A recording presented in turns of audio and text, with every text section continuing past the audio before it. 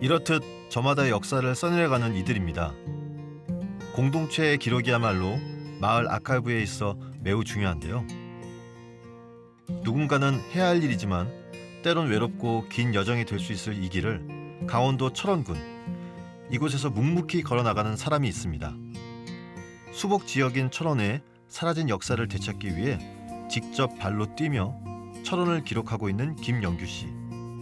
그가 이곳 철원을 기록하는 이유는 무엇일까요?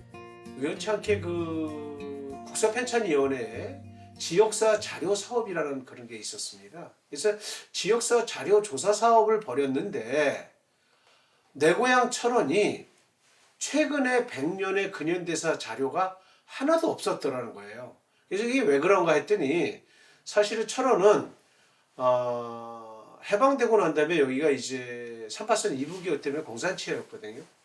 그 다음에 이제 공산치하였기 때문에 그 공산치하의 5년간의 기록이 전혀 없고요. 또한 6.25 전쟁 3년 기간 동안에 전쟁 상황에 뭐 있었던 기록도 전혀 없고요.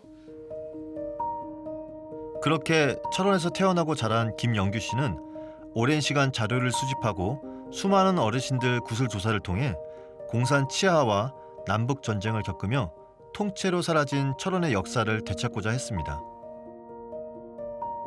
치열한 역사의 현장을 사실적으로 담고 전쟁의 상처를 안고 살아가는 이들의 삶을 이해하고 기록하는 것이야말로 나아가 공동체를 살리고 미래를 구축하는 길이라고 여겼기 때문인데요.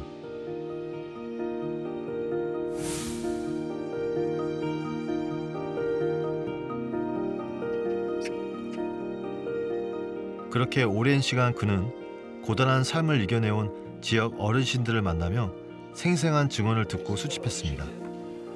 면담을 시작하겠습니다.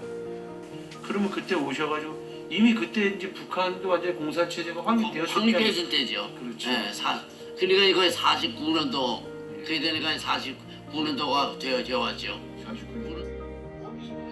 직접 겪지 않은 과거이기에 그들의 증언은 사라진 철원의 역사를 축적하는 데 아주 중요했습니다. 당시에 뭐 이 어르신은 지금 신유주 분이신데 인민군으로 내려왔다가 또 방공포로가 됐다가 다시 우리 지역에 정착하면서 살았던 그 당시에 이장님이셨는데 이장님을 지냈던 분이죠.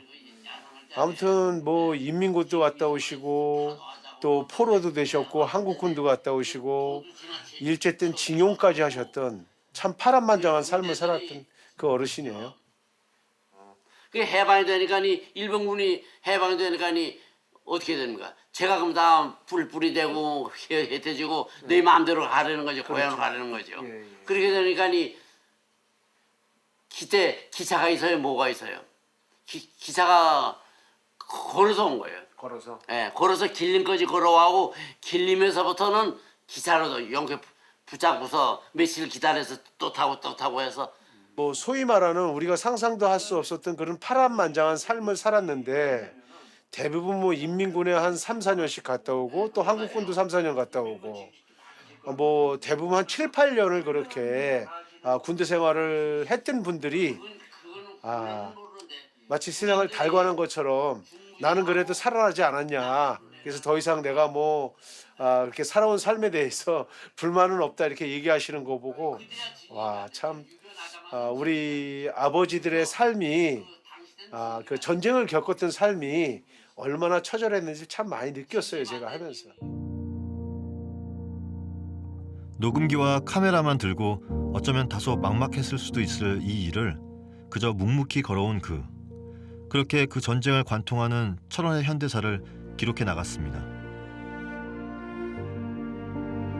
그런 그가 특히 철원에서 소개하고 싶은 의미 있는 장소가 있다고 해서 함께 찾았는데요.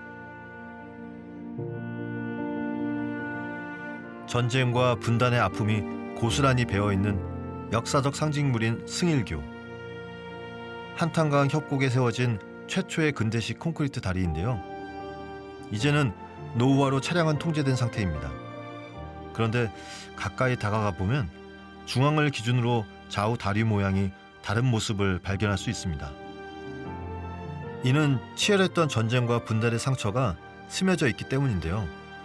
김영규 씨에게 그 사정을 좀 더 자세히 들어봤습니다. 이 다리는 다리 공사가 시작된 거는 1948년입니다. 48년이면은 여기 철원이 공산체였거든요. 그래서 공산체에서 다리 공사가 시작되었는데 사실은 1950년에 6.25 전쟁이 발발하잖아요. 그죠? 근데 다리를 한 절반밖에 못 놓은 상태에서 여기서 보면 지금 저쪽에 멀리 있는 쪽이 북한에서 놓은 다리예요. 북한에서 공사 시작하고 전쟁이 나버리면 다리 공사가 이제 중단이 되었고요. 그러다가 남북 간의 공방전이 한창 진행 중인 1952년도에 이제 미군이 여기에 이제 진주를 하게 돼요. 그러면서 미군이 이쪽에 있는 다리를 마저 완공을 해가지고 결국은 모양새가 남북이 반반 놓은 꼴이 된 거죠. 그 굴곡진 역사와 함께 이 다리가 철원 주민들에게 더욱 의미 있는 이유가 있었는데요.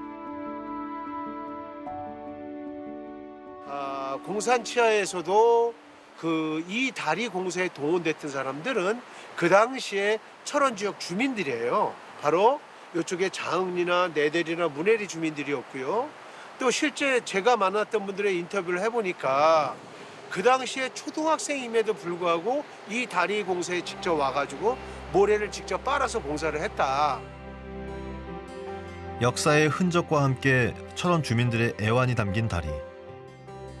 철원이 평화의 씨앗을 품고 빛나는 미래로 나아가길 바라는 마음입니다.